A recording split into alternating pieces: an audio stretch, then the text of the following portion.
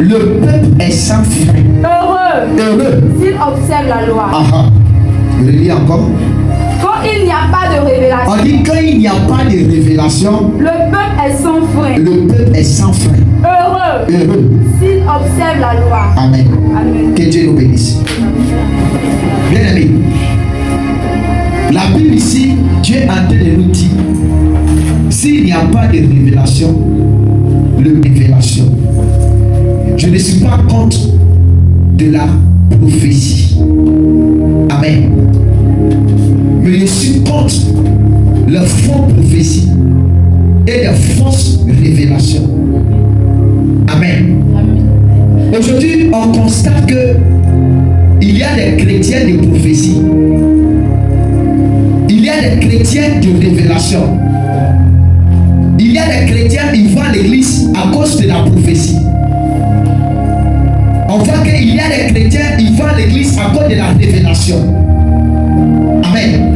Donc en tant que chrétien, si tu bâtis ta vie de prière, ta vie chrétienne sur la révélation, ta vie chrétienne n'est pas fondée sur une bonne base. Amen. Bon, et le jour où il n'y aura pas de révélation, et le jour où il n'y aura pas de prophétie, quelle sera ta vie chrétienne? On voit des personnes qui disent non, mon pasteur il prophétise. Mon pasteur là, il donne des révélations. Il ne vient pas à l'église pour le salut de l'âme. Mais ces personnes viennent à l'église à cause de la prophétie et la révélation. Amen. Toute prophétie, toute révélation a un prix à payer. Quelqu'un qui bâtit sa vie sur la révélation, le jour où la révélation quitte, cette personne, sa foi est cassée. Il y a des gens qui ont révélé que Dieu va les bénir. La personne attend la bénédiction. La personne ne voit pas la bénédiction de la prophétie. Aujourd'hui, cette personne, ils ne vont plus à l'église. Amen. La prophétie va passer. La révélation va passer. La parole de Dieu, elle ne passera plus. Elle ne va pas passer. Parce que Dieu est dans sa parole. Dieu te met dans sa parole. Prophétie qu'ils ont libérée sur ta vie. Ce n'est pas mauvais de recevoir une prophétie. Mais si tu bâtis ta vie chrétienne, tu dis non parce que chez nous là on prophétise. Parce que chez nous là on donne révélation. Parce que chez nous là on fait ceci. Que si ta foi est basée sur ça, ta foi chrétienne sera nulle. Amen. Parce qu'une personne qui a basé sa vie sur la prophétie ne connaît pas la parole. Pourtant la vraie parole se trouve dans la méditation de la Bible. Plus tu médites la parole dans la prière, tu es consacré dans la prière, tu es consacré dans les jeûnes. Tu aimes les choses, tu aimes l'éternel, tu prends les choses de Dieu à cœur. Le Seigneur va te révéler des choses que même quelqu'un ne va pas te révéler. La vraie révélation, c'est la parole de Dieu. Ce n'est pas la révélation qu'on dit ton nom. Bon, il a dit ton nom, ça a changé quoi? Tu t'appelles Amman. Ta maison est peinte bleu, rouge. Bon, on retient quoi dans ça? Avec la vie de la personne est médiocre. Même les charlatans, ils révèlent non. Même les charlatans, ils révèlent non. Même des voyants, ils révèlent non. Des marabouts, ils révèlent non. La vraie prophétie, c'est l'accomplissement de la prophétie. Quand tu dis Dieu va te bénir, pourtant la personne regarde sa vie est misérable. Et toi tu viens lui dire que Dieu va la bénir. Pour qu'elle puisse voir cette prophétie, il faudrait que as dit Dieu va la bénir, il faudrait que tu l'accompagnes jusqu'à ce qu'elle rentre dans sa bénédiction.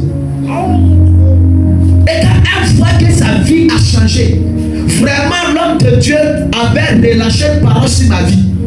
Et ma vie a changé. Mais la prophétie, quand on donne, et il n'y a pas d'accomplissement. On donne, il n'y a pas de résultat. C'est ton nom là, Dieu ne connaît pas. Qu'est-ce que Dieu ne connaît pas? Les gens aujourd'hui, les gens courent derrière la révélation. Les gens courent derrière la prophétie. Mon pasteur il est puissant. Mon pasteur il est fort. Mon pasteur Dieu l'a loin. Les démons même loin. Soit disant des pasteurs. Comme c'est la prophétie, les gens aiment. Il y a d'autres qui sont allés laver les yeux pour donner des révélations. Je ne dis pas que Dieu ne révèle pas. C'est pour ça que j'ai pris le verset. La Bible même en train de dire, si un peuple est sans révélation, ce peuple est sans frein. C'est-à-dire ce peuple vit comme il vit, ça va seulement. Donc c'est-à-dire dans le peuple, on doit avoir la révélation. Mais la révélation doit être accompagnée par l'accomplissement. Amen. Même si tu ne lis pas la parole de Dieu, des gens vont te tromper. Aujourd'hui, à cause de la prophétie, il y a des gens qui ont décidé de ne plus aller à l'église. Parce que le prophète, bien le pasteur, a tellement prophétisé sur sa vie. Toi, tu serais un milliardaire. Toi, ta place n'est pas ici. Mais la personne, sa vie va en pire en pire. Ce n'est pas Dieu qui a parlé. Amen. Parce que la révélation, c'est la parole de Dieu. Tout va passer. Mais la parole de Dieu qui révèle les mystères cachés ne passera point. Aujourd'hui, quand on prêche la parole, les gens sommeillent. Quand on prêche la parole, les gens dorment. C'est la parole qui va t'amener à détecter le faux et le vrai.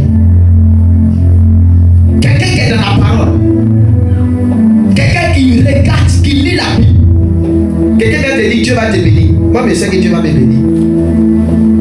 Quelqu'un vient te dire que dans ta famille il y a la sorcellerie. Toi, tu sais qu'il y a la sorcellerie. Si toi tu dis que tu es chrétien, Dieu ne t'a pas révélé ce qui se passe dans ta famille, c'est que tu as un problème. Parce que chaque enfant de Dieu doit être capable de connaître la source de son problème. Parce que avant que Dieu envoie un serviteur de Dieu pour venir révéler ta situation, pour venir révéler ta vie, il faudrait que toi-même tu puisses confirmer ce qu'on révèle. Mais il y a des gens qui vivent, ils ne connaissent même pas leur vie. Le problème dans lequel il est, lui-même ne sait même pas pourquoi sa vie est comme ça. Mais tu ne pries pas. Tu ne cherches pas Dieu. Tu ne communiques pas avec ton Père. C'est lorsque tu communiques avec Dieu, tu as une intimité avec l'Éternel. C'est par là que Dieu te révèle les choses sacrées, les choses qui sont cachées.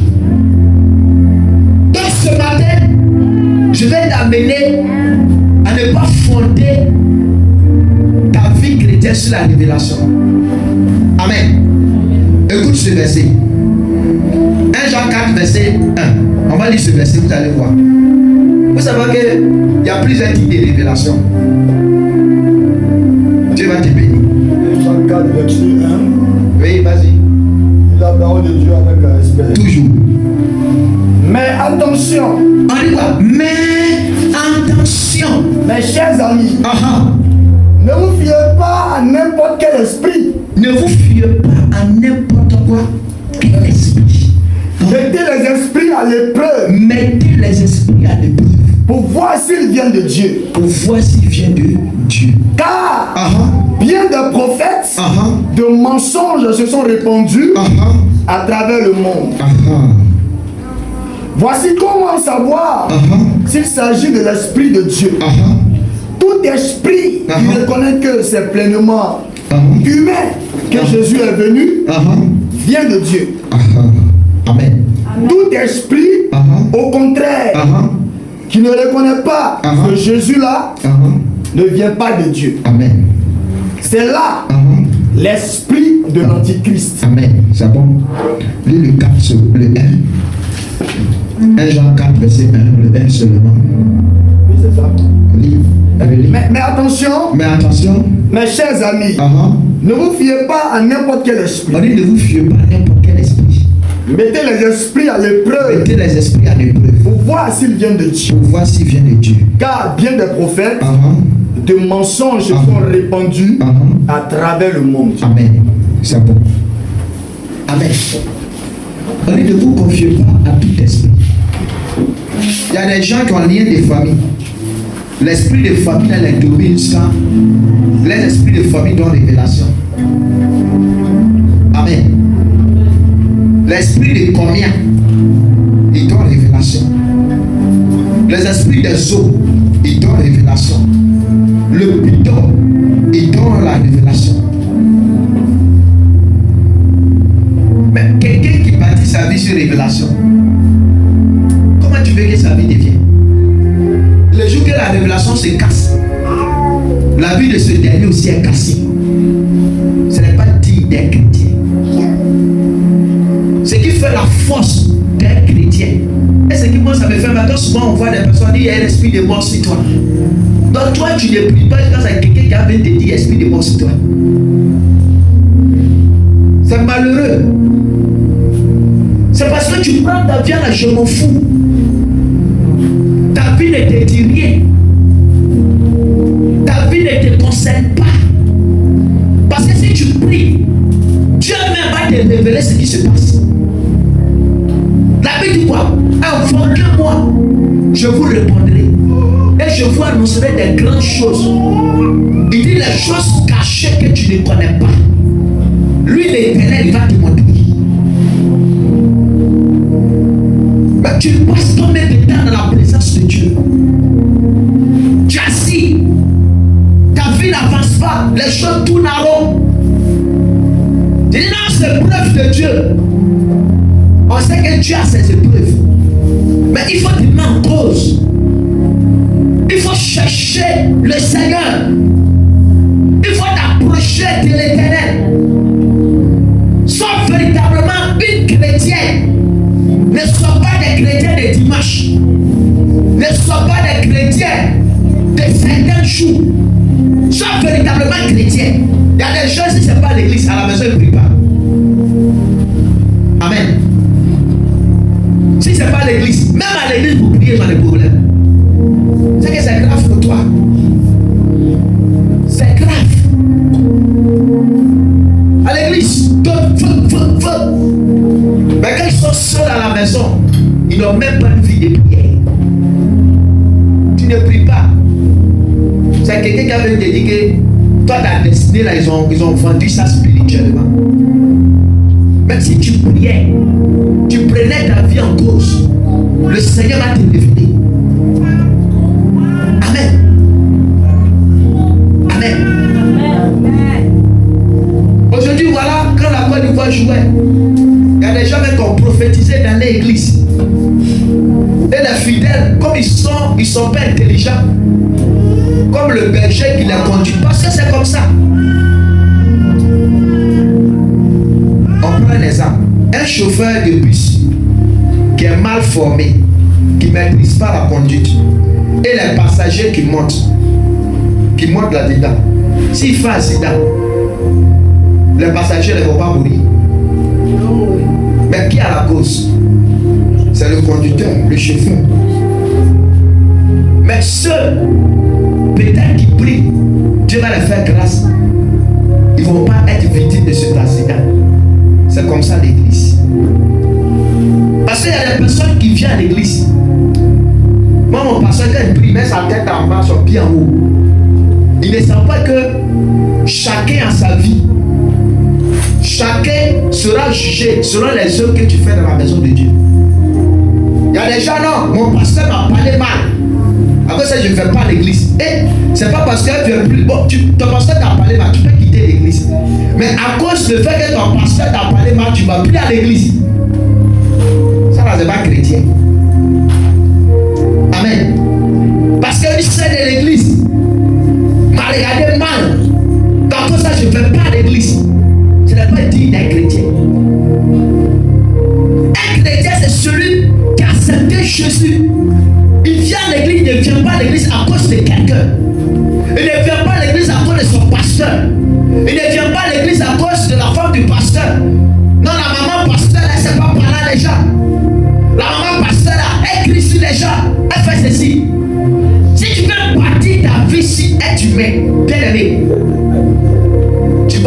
recevoir que la trahison. Quand on vient à l'église, on vient à l'église pour nous-mêmes, pour le salut de ton âme, pour la restauration de ton âme.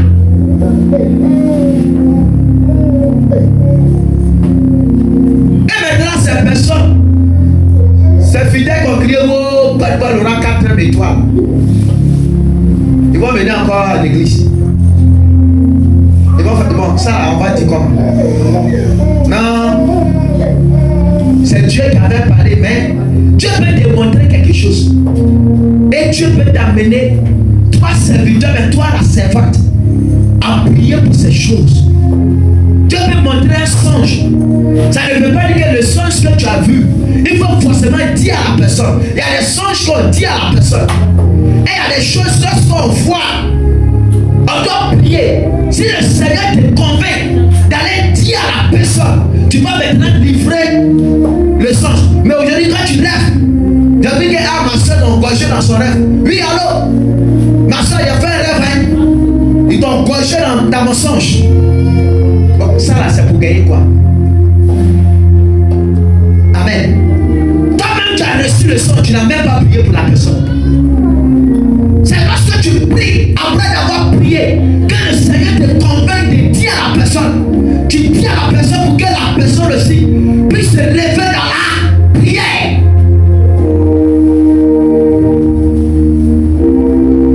Amen. On va prendre Acte 16, verset 16 à 18. Vous allez comprendre quelque chose.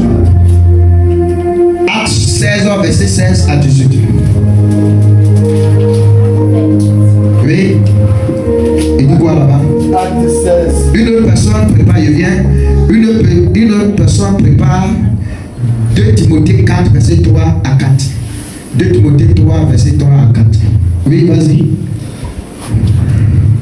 Un jour que nous nous rendions au lieu de prière, On dit un jour, nous nous rendons dans le lieu de prière. Écoutez bien. une esclave vint à notre rencontre. Un quoi?